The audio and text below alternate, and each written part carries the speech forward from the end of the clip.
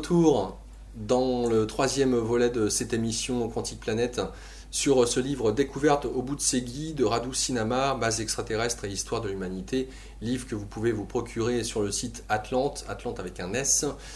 Avec nous, nos invités, je vous le rappelle, nous avons Christelle Seval, l'éditeur, nous avons Damienne pour son livre en rapport avec les découvertes au Mont Bout-de-Ségui, L'autre terre des dieux, que vous pourrez vous procurer prochainement sur Internet ou en DVD, ça sera au mois de décembre.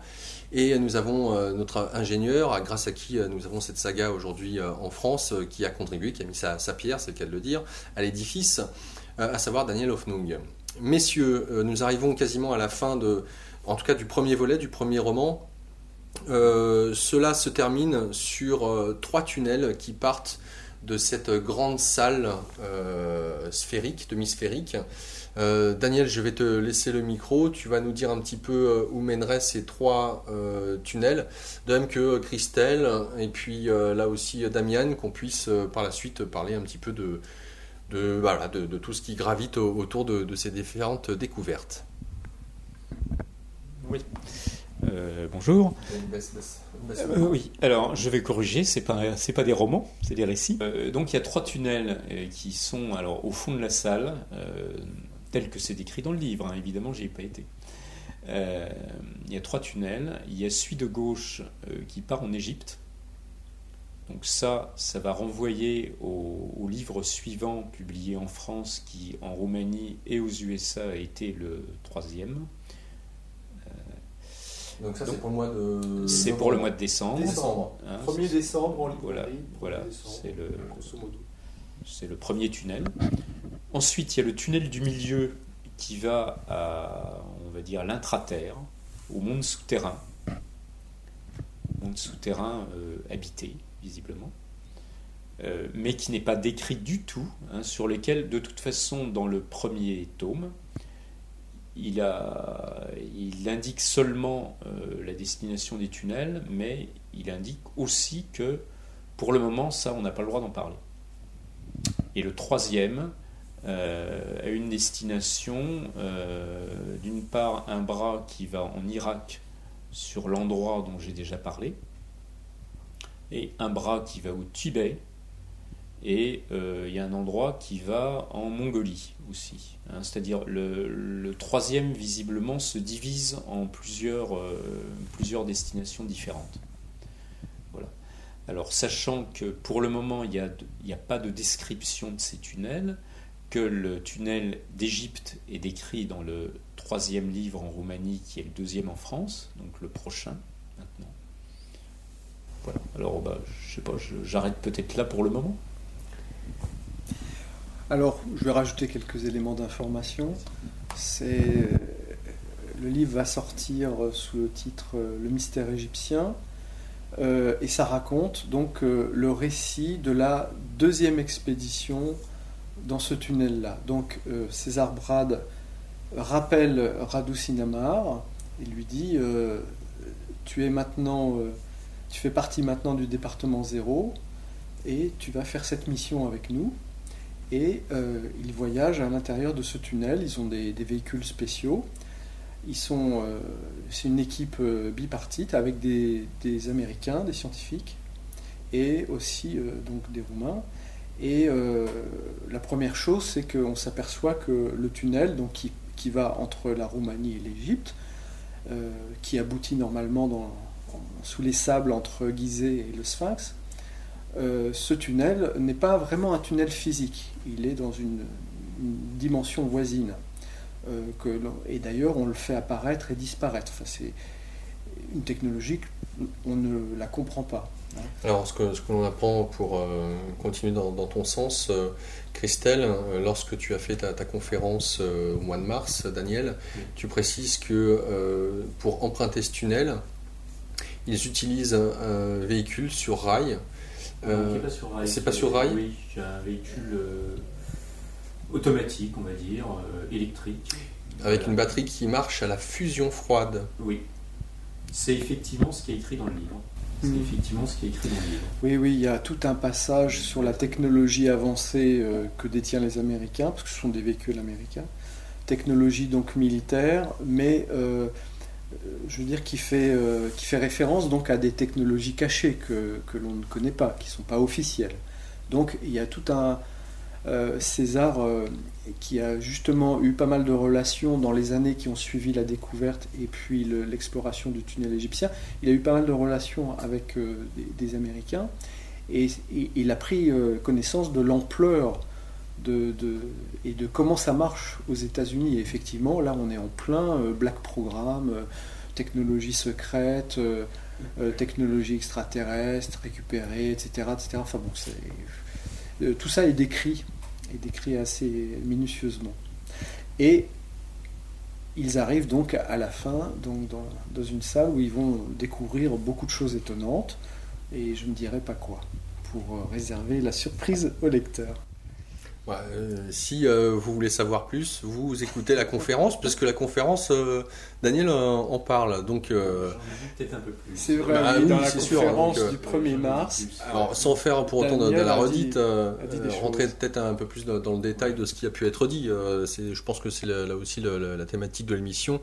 Et c'est vrai que j'ai mentionné le terme de roman, parce que, encore une fois, pour le moment, qu'a-t-on réellement comme preuve qu'il y a eu des découvertes faites au sein de cette montagne avec des technologies qui sont peut-être de ce monde, en tout cas très avancées, avec une race de géants, ça reste du domaine hypothétique.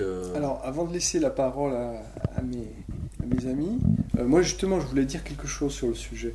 Donc, bon, on a eu quelques indices de validation physique, mais évidemment très peu, c'est-à-dire les Américains qui ont trouvé l'entrée gardée par des militaires.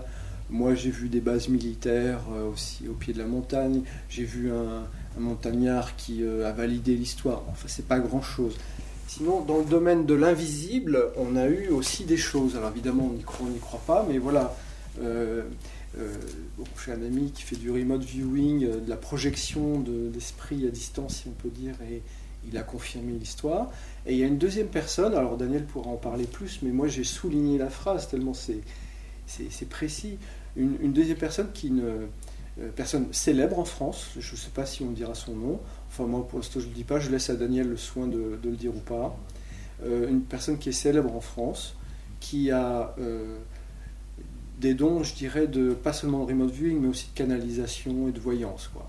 Et voilà ce que cette personne a dit très précisément, d'après les notes de Daniel d'ailleurs, mais c'est 4 lignes, mais c'est remarquable, parce que cette personne ne connaissait absolument pas le BUCJ.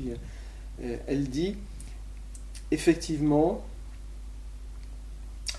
le BUCJ est aussi une pyramide maître. Certains êtres humains y ont pénétré. Des responsables ont fait pression sur la Roumanie pour que rien ne soit dévoilé. J'y suis déjà venu, il y a un sas à franchir au niveau vibratoire, puis une autre pièce, après un couloir où la lumière semble venir des murs. Des grandes tables avec des instruments, des outils, j'en touche une, c'est glacé, c'est comme un laboratoire. Il y a des cases dans un mur, des objets presque vivants. Sur la droite, des écrans immenses, on y voit l'immensité de notre Voie lactée. Voilà, donc là, elle a tout dit. Hein. Les objets presque vivants, c'est cette substance à la fois organique et inorganique. Elle voit l'immensité de la Voie lactée, ça c'est les projections qui montrent des planètes dans la galaxie. La lumière semble venir des murs, oui effectivement, il n'y a pas de source lumineuse mais c'est éclairé, il y a un sas, etc., etc. Voilà, donc cette personne-là, qu'on soit raccord, Christelle, ouais, n'a pas lu le livre. Non. Tu lui as demandé, sous quelle forme tu lui as amené le sujet? Alors pose la question à Daniel. C'est moi qui l'ai demandé. C'était une canalisation, avec des êtres de lumière qui sont sur d'autres plans que le nôtre, des plans supérieurs, à un autre niveau vibratoire, on va dire, et qui sont, on va dire, des extraterrestres pour la plupart. Éclairés et qui évidemment ont connaissance de énormément de choses de notre planète et de ce qui se passe ici. Et donc, j'ai posé une question précise sur le Buseji et la cavité sous le Buseji. J'ai eu une première réponse. Sous quelle forme tu as posé la question? S'ils pouvaient donner des précisions sur la découverte qui a été faite d'une cavité sous le mont Buseji en Roumanie, à un peu plus de 100 km au nord de Bucarest, quoi, quelque chose comme ça. Et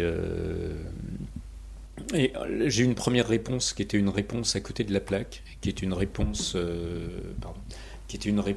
sur la pyramide de Bosnie. Et après, j'ai eu moi-même une question à la fin de la réponse qui était est-ce qu'on a bien répondu ou est-ce que c'est pas tout à fait, ou est-ce que c'est pas vraiment ça? J'ai dit non, c'est pas vraiment ça. Je posais une question non pas sur la Bosnie, mais sur la pyramide le mont Buseji en Roumanie et la cavité qui se trouve dessus. Et là, j'ai une réponse précise qui est ce que vient de dire Christelle. Voilà. Que j'ai transcrit. En fait, c'est mes notes. Hein. Alors, c'est mes notes qui ne sont pas intégrales, évidemment. Hein. C'est mes notes, ce qu'on peut noter. Voilà. Je fais une parenthèse, Daniel, puisque tu parles de la pyramide de Bosnie. Tu fais référence à ça. Est-ce que tu as eu l'occasion de poser une question au médium qui canalisait ces entités sur la pyramide de Bosnie? Oui. Elle a répondu que c'était une pyramide maître. D'accord. La pyramide de Bosnie est une pyramide maître et une des plus importantes en Europe. C'est très clair là-dessus. Okay. Donc ça, la réponse a été très claire. Et sous la pyramide, il y a des tas de salles qu'elle a visité mais en pensée, quoi, pas physiquement évidemment, et donc elle a décrit un petit peu, mais bon, il y a une série de salles, mais non, donc c'est la réponse qu'on a eue, mais alors qu'une réponse de canalisation, hein, c'est pas une réponse, voilà. Mais le fait que pour une personne qui connaissait pas le bouquin, qui n'en a jamais eu connaissance du tout, le bouquin n'est pas publié encore. Moi, je l'ai lu en anglais. Il est peu diffusé en France. La personne en question ne lit pas l'anglais, j'en suis certain. Donc, elle a pas connaissance de ça, quoi, c'est clair. Et ce qu'elle a dit recoupe tellement de choses du bouquin que c'est pas possible, quoi. Voilà. Et ce qu'elle a dit aussi sur la pyramide de Bosnie est important, quoi. Est important parce qu'il lui donnait un rôle peut-être encore plus important que la Roumanie. Alors pour nos amis internautes, ce qu'il est peut-être bon de préciser, que ça soit le livre donc, qui est un récit que j'ai appelé roman, et c'est certainement un sacré lapsus, on est sûr de rien, on est là pour aussi parler de tout ça et du questionnement que cela soulève au regard des différents éléments de preuve que nous avons pour le moment, des personnes rencontrées. On rappelle que ce livre soit validé par la suite de plus en plus ou pas. Ce qui est intéressant de mettre en perspective, c'est l'importance de la conscience et que cette dernière joue un rôle essentiel dans l'acheminement spirituel de l'humanité, dans la connaissance de son passé tel qu'il a pu être. Ça me fait penser aux Indiens Kogi qui ont perdu avec le temps qui passe justement différents artefacts qui leur appartiennent, que ce soit des objets sacrés qui sont retrouvés dans des musées comme en France par exemple, des petites statuettes en or, des plumes, que sais-je encore, avec lesquelles ils faisaient leur rituel. Et lorsqu'ils étaient venus sur Paris, j'avais posé une question justement à Éric Laurent ou Éric Julien, qui est le responsable des Indiens Kogi en France. Et la question était de savoir qu'est-ce que ça permettait aux Indiens Kogi de retrouver ces objets sacrés. Et pour eux, c'était une manière de retrouver leur mémoire. Et ils insistent bien sur l'importance de la mémoire. Sans mémoire de nos passés, de nos ancêtres, comment peut-on aller de l'avant? Comment peut-on savoir où nous orienter au mieux? Et comment définir ce que nous sommes, non pas tant peut-être en tant qu'être humain, mais en tant qu'entité consciente vivant dans des corps. Donc là est toute l'importance, et au regard de ce que tu viens de nous dire, Daniel, sur les canalisations. Vous êtes libre de croire ou ne pas croire. Je voudrais quand même rajouter quelque chose. Je t'en prie. Je voudrais quand même rajouter quelque chose. Je vais dire l'origine de la canalisation parce que je crois qu'elle-même y tient. Il tient énormément. C'est-à-dire qu'on cite son nom. Donc c'est Monique Mathieu. Et les canalisations sont... Enfin, beaucoup de choses sont visibles sur un site qui s'appelle Du ciel à la terre. Merci voilà, pour... c'est tout ce que je voulais préciser, mais je sais qu'elle tient qu'on le dise. Donc je trouve que vis-à-vis d'elle, c'est la moindre des choses, c'est de le dire, quoi. Voilà. Cela étant dit, nous sommes comme vous, on est en quête, quête de savoir à démêler le vrai du faux. C'est des sujets qui sont extrêmement compliqués, complexes, puisque comme vous avez pu le découvrir dans peut-être certaines émissions auparavant que vous avez pu regarder, écouter, ou des livres que vous avez lus, c'est des domaines où souvent le vrai est mélangé avec le faux. Et il est important d'avoir du discernement, à ne pas construire des dogmes autour de ce genre de sujet, ou d'être certain que c'est la vérité seule et unique. Il y a différentes approches, différents angles de vue. Il serait peut-être bon d'avoir une vision kaléidoscopique, fractale de ces différents sujets qui touchent bon nombre de sujets divers et où tout est interconnecté, pour essayer de démêler, si on peut, le vrai du faux. En tout cas, nous sommes en bonne voie, puisque Christelle, il y a là aussi tous les voiles qui entourent les dossiers OVNI à travers les différents gouvernements dans le monde, qui se trouvent être de plus en plus on va dire, dévoilés et amenés au public. Donc il y a une sorte de révélation qui se fait en temps et en heure auprès du grand public. Alors, les éditions Atlante s'étaient d'abord concentrées sur le thème de la spiritualité. Donc j'ai publié des livres de spiritualité et pas beaucoup sur les ovnis, les mystères, etc. Et puis, comme moi-même à une époque j'étais ufologue, j'ai écrit des bouquins. Donc c'était un sujet que je connaissais à l'époque et qui m'intéressait beaucoup. Et il y a peu de temps, j'ai fait un peu un point de la situation en France. Et je me suis aperçu que c'était dramatique. On n'avait rien fait. En 15 ans, on n'a rien fait. Il y a des tas, enfin, du moins au niveau éditorial. C'est-à-dire que, comme me disait mon collègue Pierre Mazet de Nouvelle Terre, qui est un éditeur aussi, qui traduit, il me dit, mais il y a 3000 ans de traduction à faire, rien que sur les livres américains. Il y a des tas de livres qui sont des livres de référence. Ce n'est pas seulement des bons bouquins intéressants comme ça, c'est des livres de référence. On a besoin d'eux pour pouvoir avancer. Ce sont des marches, ouais, des pierres importantes. Et pendant ces 15 ans pendant lesquels je ne me suis pas intéressé à l'ufologie, personne en France n'a traduit ces livres. Donc, on a décidé, aux éditions Atlante, de faire un maximum de traductions de livres importants. Et en décembre sortiront deux autres livres, en plus du mystère égyptien. Il y aura aussi Rencontre avec le peuple des étoiles, qui est la traduction d'un livre américain, sur toutes les légendes indiennes. Donc c'est écrit par une ethnologue indienne qui a passé 20 ans de sa vie à aller dans toutes les tribus d'Amérique du Nord, Canada, États-Unis, peut-être même aussi en Amérique centrale, pour aller interroger toutes les tribus indiennes, donc sur leur mythe fondateur relié aux étoiles, et sur aussi l'actualité, c'est-à-dire vous avez eu aussi des abductions, des enlèvements, des rencontres, des lumières dans la nuit, etc., etc. Voilà, donc ce livre-là. Un deuxième livre qui va aussi sortir, qui va faire, à mon avis, du bruit, parce que ça concerne l'affaire Humeau, qui a été introduite par Jean-Pierre Petit en France. Il y a eu beaucoup de livres décrits sur le sujet, mais là, depuis 10 ans, même 15 ans, on n'a rien entendu. Et tout ce qu'on a entendu de la part de l'ufologie française était assez désastreux. Là, on va apprendre des nouvelles choses, et il y a beaucoup d'indices de validation, je dirais, à l'intérieur du bouquin. Et on va apprendre vraiment des choses très intéressantes. Je pense qu'on entre là, à présent, dans une nouvelle ère, où on va voir beaucoup d'informations de micro-groupes d'humains qui ont été contactés par ces fameux mythes. Voilà, donc, et puis l'année prochaine, voilà, j'ai mon objectif est de traduire un maximum de livres intéressants dont on a besoin. Radu Sinamar, on ne peut pas passer à côté de ça. Et c'est pas parce que le bouquin est écrit en anglais qu'on ne doit pas le traduire en France. Je me suis rendu compte que, en fait, beaucoup de gens en France apprennent l'anglais, connaissent l'anglais, mais ont des hésitations à lire en anglais, ne font pas l'effort, et ça se ressent. Voilà, le nombre.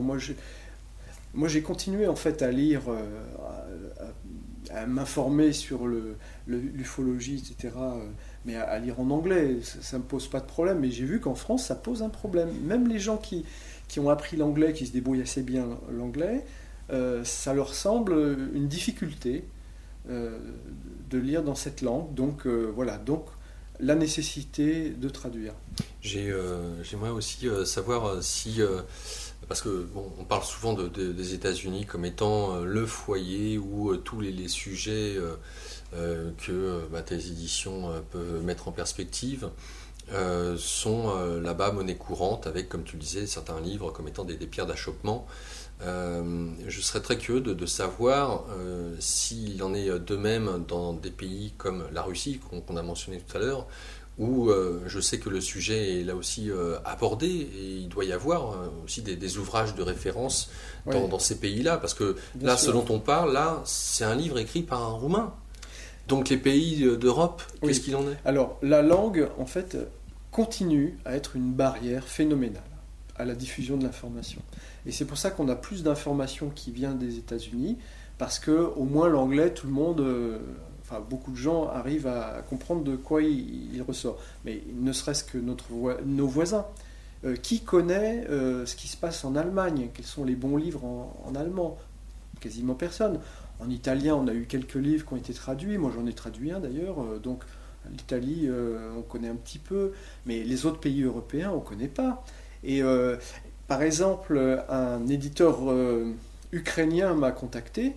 Et moi, j'étais tout à fait d'accord pour travailler avec lui et traduire ces bons bouquins. Sauf que moi, je lis pas le russe, je lis pas l'ukrainien. Donc, je lui ai dit, écoutez, une fois que vos livres existeront en anglais, ou du moins que j'aurai un résumé en anglais, là, je pourrai m'avancer. Mais tant que j'ai pas ça, je peux rien faire, moi. Et il en a convenu, et puis voilà. Puis ça fait 2 ans et j'ai pas de nouvelles. Oui, on a un retard phénoménal de diffusion de l'information à travers les pays, et notamment à travers tous les pays européens, parce que l'Europe est très segmentée, il y a beaucoup de langues, et c'est un peu catastrophique.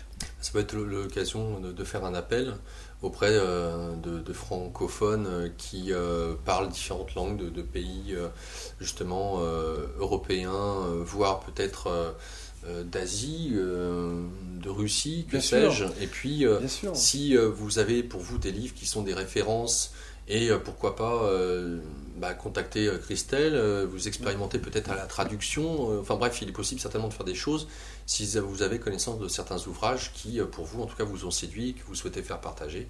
N'hésitez pas, Christelle est quelqu'un de très abordable, très à l'écoute. Donc voilà, je crois que le message est passé. Je reviens sur le deuxième opus. Et j'aimerais aussi qu'on aborde avec Damien les raisons du film tel qu'aujourd'hui il souhaite pouvoir le promouvoir, à savoir DVD, ok, Internet. Est-ce à dire que tu n'as pas eu l'occasion de trouver un producteur qui puisse le mettre dans le circuit classique qu'on retrouve à la FNAC? Quelle peut-être difficulté as-tu eu à toi-même financer, peut-être par tes propres deniers, je ne sais pas, enfin tu vas nous raconter un petit peu l'histoire, financer ce film. À la base, le film il a été financé sur une opération participative, Kiss Bank Bank, donc d'appel aux dons, donc chose à laquelle on va dire 66 personnes ont répondu, ce qui est peu, mais grâce en fait à la contribution donc de ces 66 personnes, notamment de Antoine Chapuis, que je salue au passage, qui est notre mécène, on a pu donc partir avec un minimum d'éléments pour aller filmer. Et au final, on a un film de grande qualité par rapport au budget investi, qui est en gros de 9-10 000 euros. Mais ce film a pu se faire aussi grâce à la contribution et à la participation de bénévoles, de passionnés sur tous ces sujets, que je salue aussi au passage, dont je salue le travail, et donc toute l'équipe. On a Fabien Tarborièche en motion design, on a Florent Coutel au son, on a Michel Wicklash à la musique, on a été rejoint par Fabien et Julia, on a Fanny en voix off, voilà, j'en oublie, mais on est une grosse équipe, on est à peu près une quinzaine de personnes. Et donc on a été rejoint par le producteur donc attaché au film depuis maintenant le mois d'avril ou mai, qui est Adrien Moisson, et qui est aussi le producteur du film L'Équateur penché, donc La Révélation des Pyramides 2, qui va être réalisé par Patrice Pouillard et qui sortira l'année prochaine.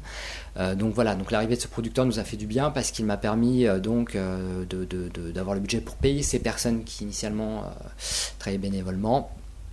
Ça m'a permis aussi de dépasser, de monter en qualité pour ce film, puisque les sujets qu'on y aborde sont, je pense, très intéressants, puisqu'ils mettent en lumière des découvertes archéologiques qui sont inconnues dans la plupart des pays européens et dans le monde entier, et des découvertes qui sont importantes puisqu'elles peuvent mettre en corrélation d'autres découvertes dans d'autres pays. On peut tracer des liens entre ces civilisations qui nous ont précédés, et ça pourrait peut-être, j'espère, apporter une pierre à l'édifice dans la recherche des origines ou des véritables origines de l'humanité ou de nos civilisations, si on s'en tient au fait qu'il y a quelque chose dans l'histoire de nos peuples, l'histoire de nos cultures qui va pas. Il y a des problèmes de chronologie, il y a des problèmes des incohérences en termes de capacité pour bâtir, édifier certaines constructions qu'on trouve dans le monde par rapport aux outils que l'histoire nous prête à l'époque. Donc voilà, donc ce film sortira donc fin décembre en VOD, donc disponible sur internet en vidéo à la demande. Il est traduit en anglais, il sera doublé en anglais, en roumain, en espagnol. Pour l'instant on n'en trouvera pas d'autres langues, c'est quand même pas mal de travail, peut-être que plus tard on fera une version avec d'autres langues, mais voilà, on l'éditera aussi en DVD. Le livre surtout est très important, parce que ce livre est un outil complémentaire du film qui reprendra tous les sujets développés dans le film, parce que dans le film il est question de découverte de squelettes gigantesques pour lesquels on a des témoignages qui, pour ma part, me semblent officiels et auxquels je crois moi personnellement. Voilà, je ne peux toujours... Je parle au conditionnel parce que je ne veux rien prétendre, mais il faut le regarder, il faut que chacun puisse se faire sa propre opinion. On a des découvertes aussi de bijoux qui sont quand même assez grands et qui nous laissent penser qu'effectivement il y avait bien des géants dans les anciens temps, ici en Roumanie aussi.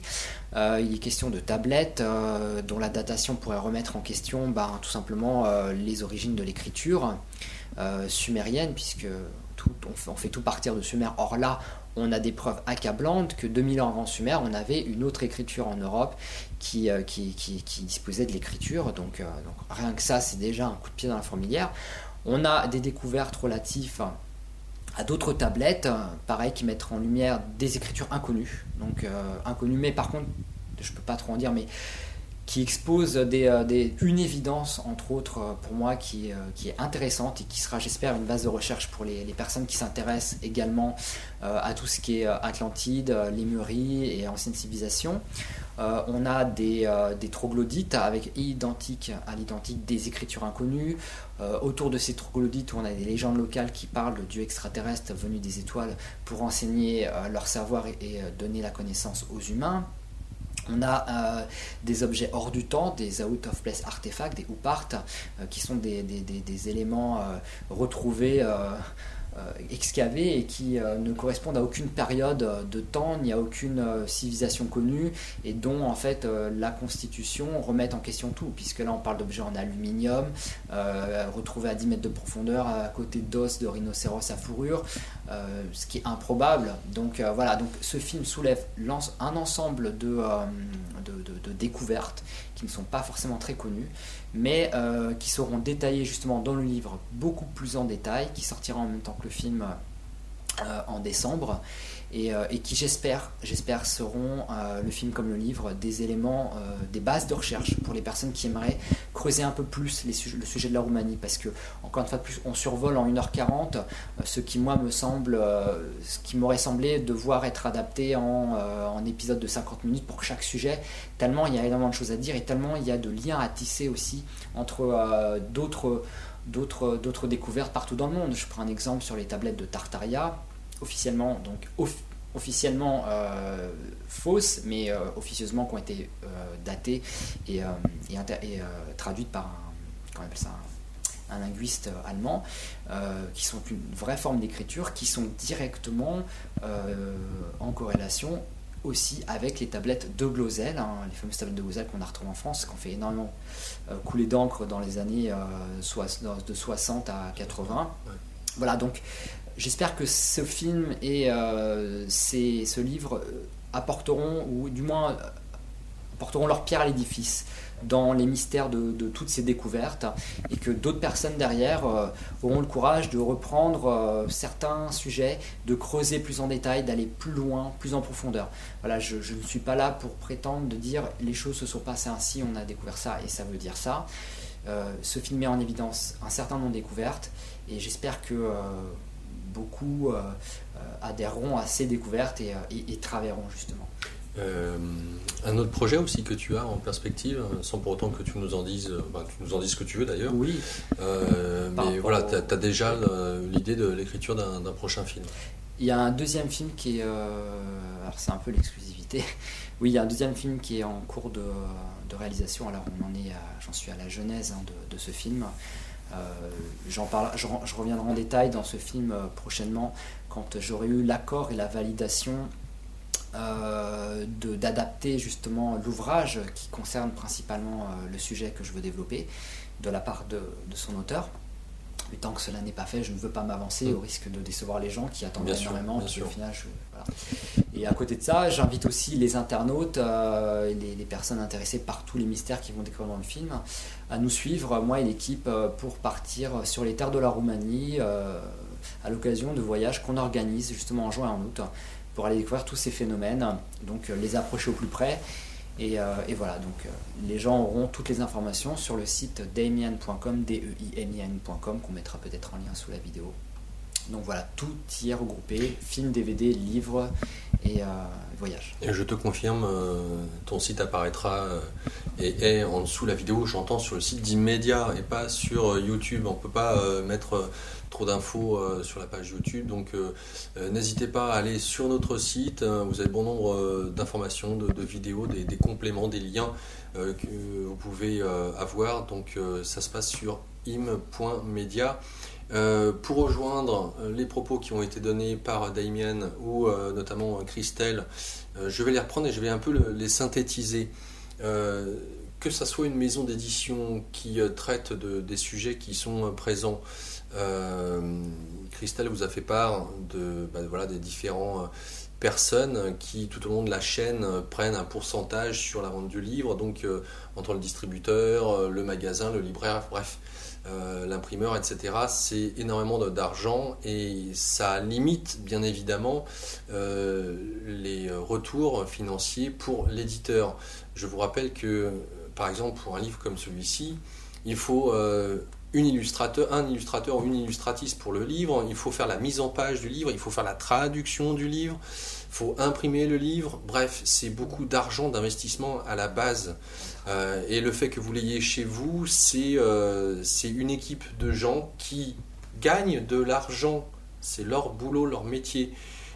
Christelle, je le sais parce que aussi on est amis, met beaucoup de temps et d'énergie dans son travail.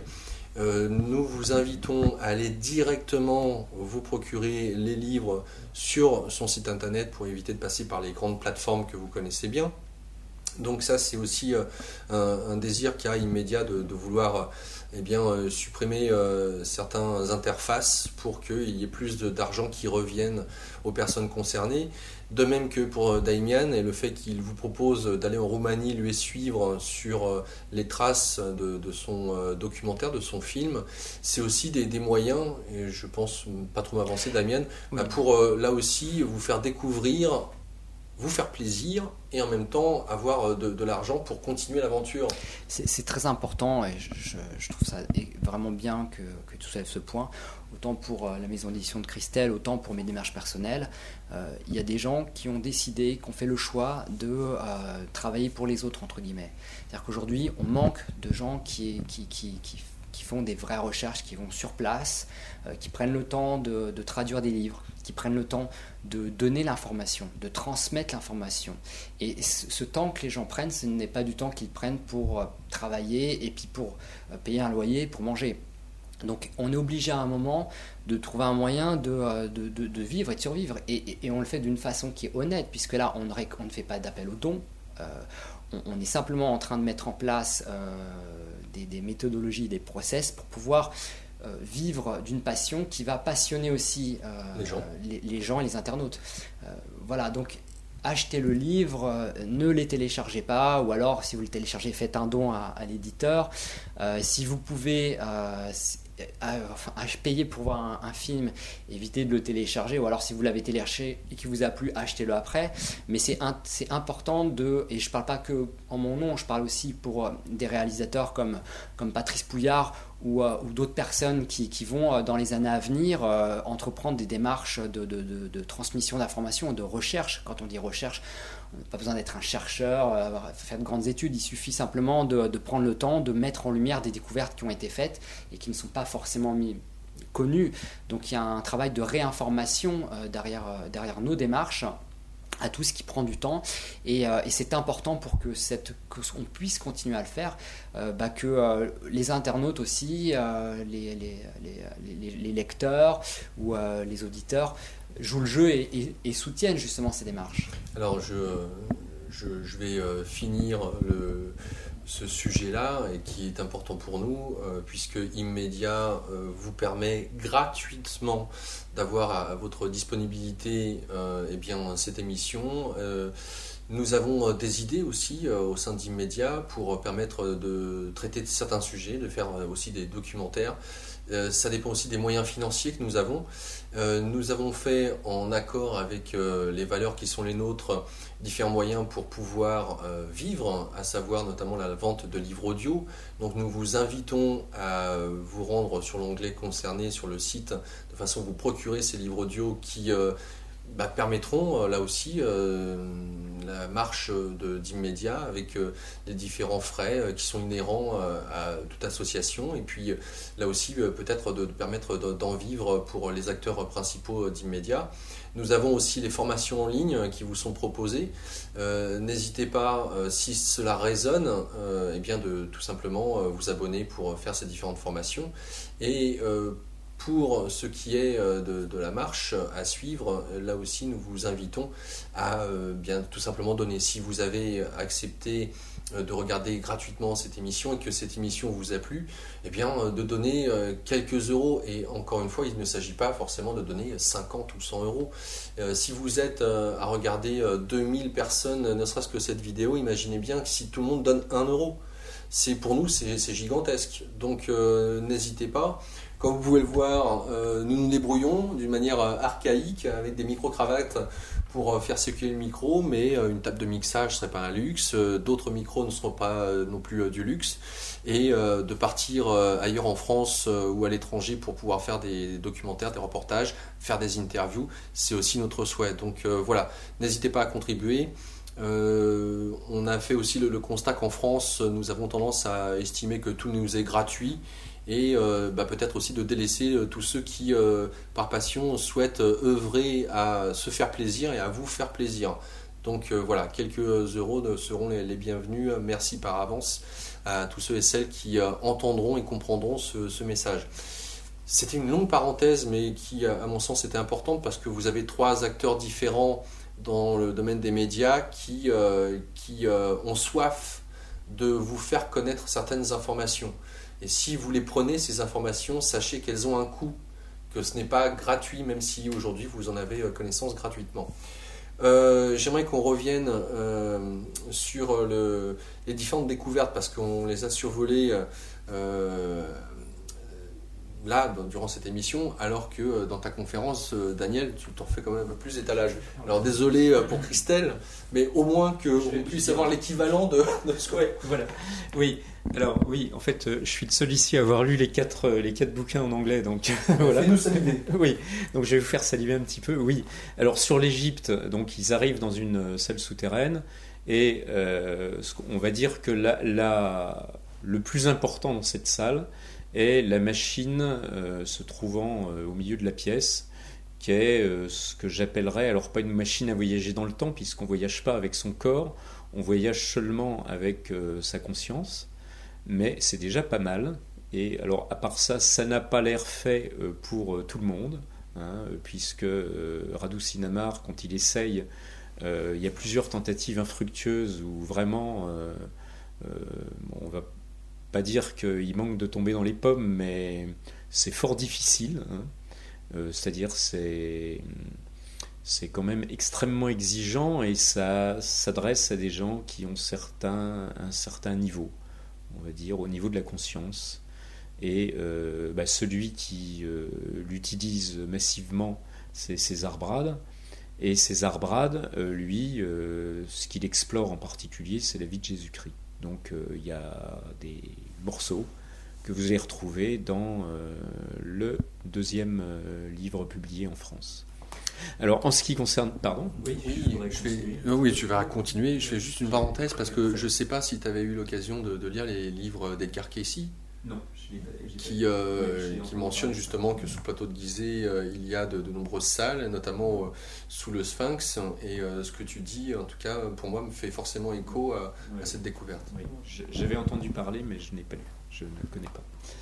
Voilà. Alors après, il y a les autres livres. Donc celui qui a été publié, le deuxième en Roumanie et aussi aux USA, qui est 12 jours...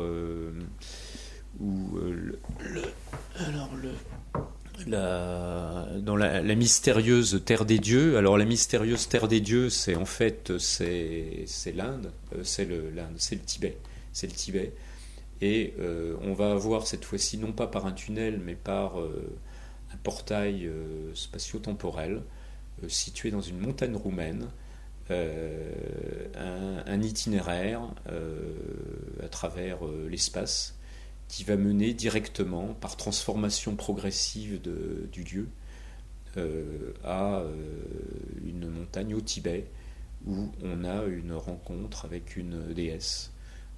Alors c'est vraiment assez extraordinaire.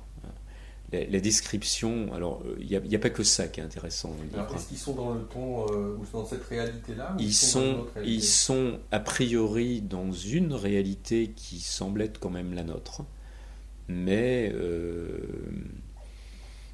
au Tibet, c'est bien une déesse. Hein. C'est bien une déesse, et si on se réfère à l'ancienne mythologie indienne, tout ce qu'on peut voir dans les divinités de l'Inde ancienne, on a des humains bleus. Donc la déesse, elle est bleue. Voilà. Et...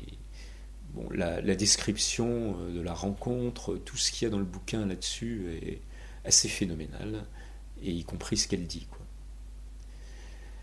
Alors, j'en dirai pas plus sur celui-là. Le quatrième, donc le quatrième en Roumanie et le quatrième, je pense en France aussi, hein, et aux USA, c'est le Parchemin secret. Alors, je sais pas quel sera le titre en France, hein. C'est en particulier la traduction du parchemin qui a été remis par la déesse au cours du voyage au Tibet. Et là, c'est un enseignement très important, qui a été écrit à l'époque par celui qu'on appelle le deuxième Bouddha, le Bouddha qui est à l'origine du bouddhisme tantrique, qui a été rédigé par son épouse, mais qui était en même temps sa disciple, et qui a donc été transmis par la déesse bleue en question, Machandi. Mais dans ce livre, il y a des tas d'autres choses, en particulier une visite dans la vallée des Trônes d'Or en Roumanie, avec une cavité souterraine avec une série de trônes en or et un portail vers d'autres réalités au fond. Donc tout ça, c'est dans le livre qui sera publié en dernier, et bien d'autres choses, parce que ces livres sont réellement extrêmement riche à la fois au niveau factuel, hein, au niveau de ce qui est écrit du récit simplement, et au niveau en même temps des enseignements qui sont donnés, puisque dans chaque livre, il y a une alternance entre les deux. Je voulais te demander, puisque tu as lu les 4 romans, qu'est-ce que... C'est pas des romans. Bon. Les 4 récits, oui. Ouais. Qu'est-ce que tu penses un petit peu de l'ambiance globale? Qu'est-ce que toi tu en as retiré? En quoi ça t'a pu peut-être te nourrir?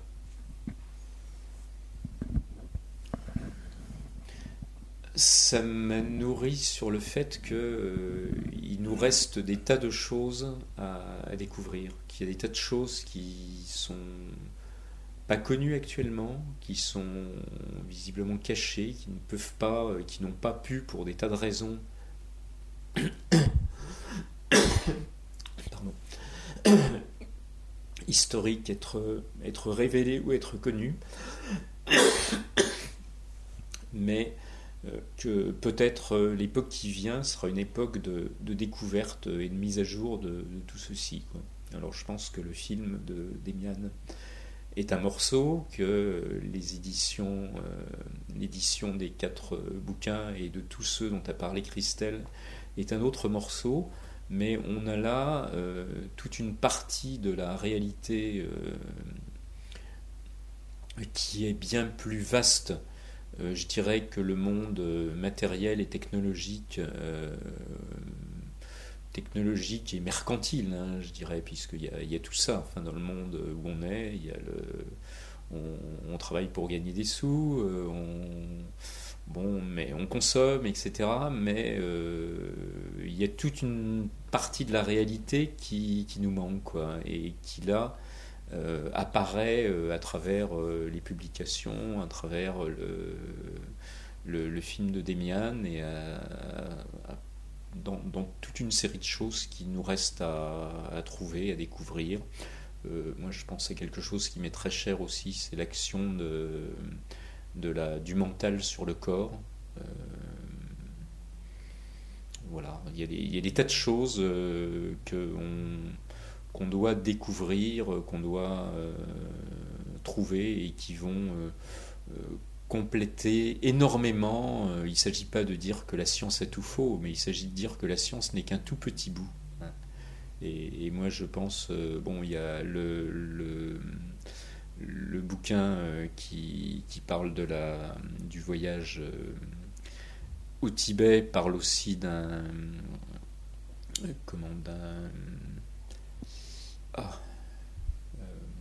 alchimiste roumain. Je pense que les transmutations, on a parlé de fusion froide par rapport au véhicule qui permet le voyage en Égypte. Je pense qu'il y a des tas de choses à découvrir sur ces questions-là. Il est clair que les transmutations sont quelque chose qui existe dans la biologie. Il y a des gens qui ont déjà travaillé dessus, y compris en France. Il y a des tas de choses qui ont été trouvées, mais qui pour le moment ne sont pas vraiment diffusées, parce que ça ne rentre pas dans le cadre de la science officielle pure et dure.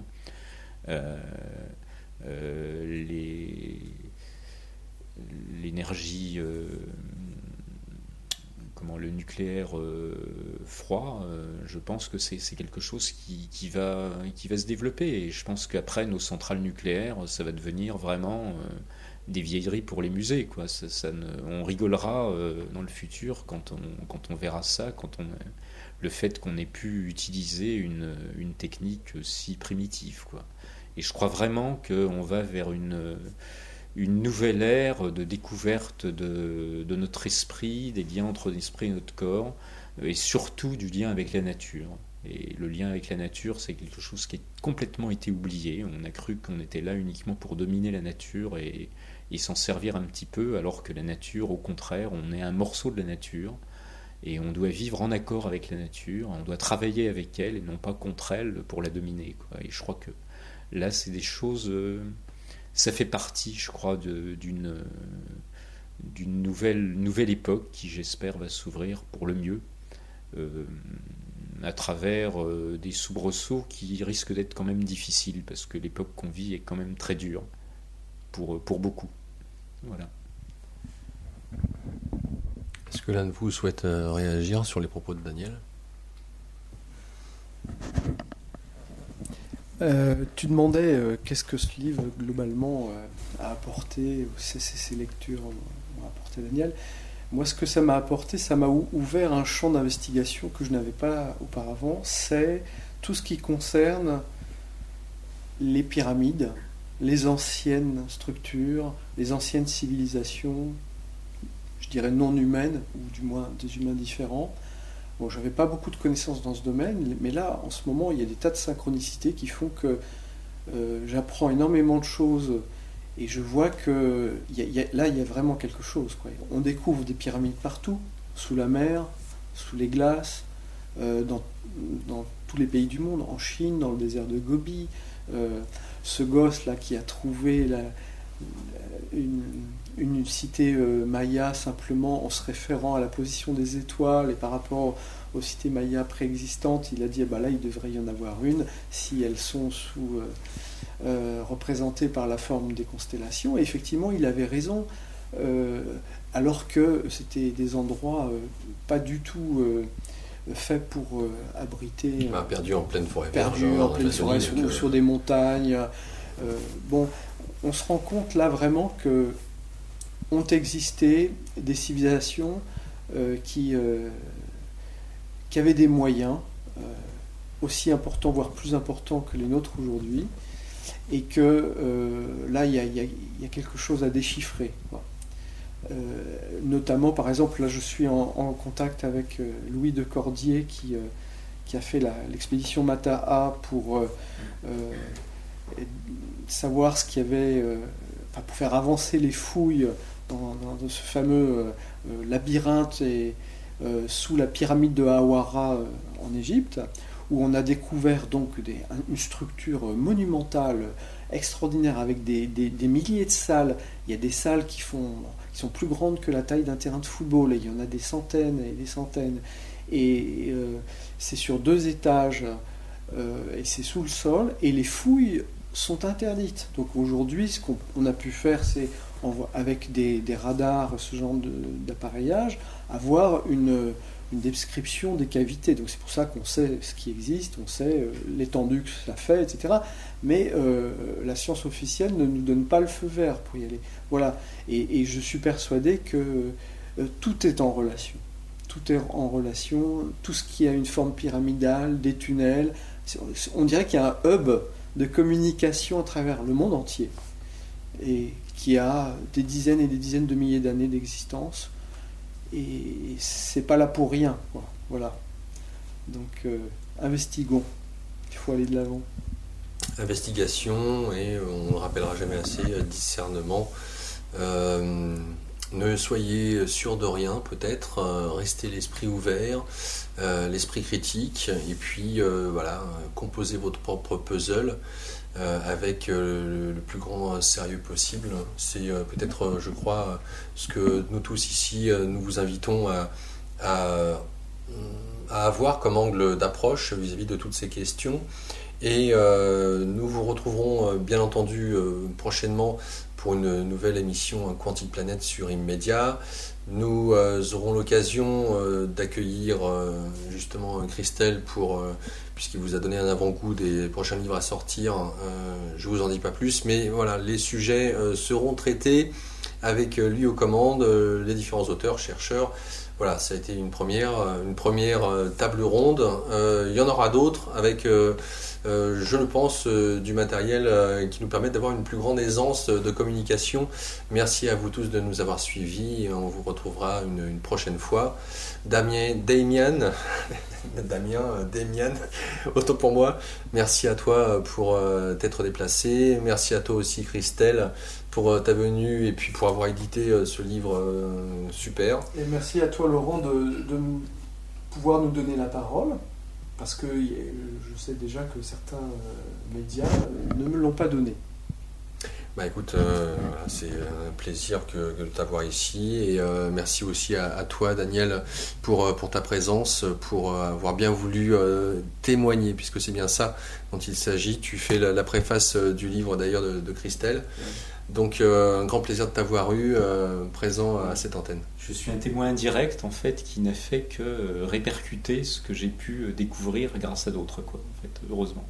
Et c'est vrai que je suis très content d'avoir pu porter ces bouquins et d'avoir aidé à ce que, contribuer un petit peu à ce qu'ils puissent être connus en France et publiés en France par Christelle. Bah, merci à toi. En tout cas, merci beaucoup. Voilà, à bientôt et puis portez-vous bien. Au revoir.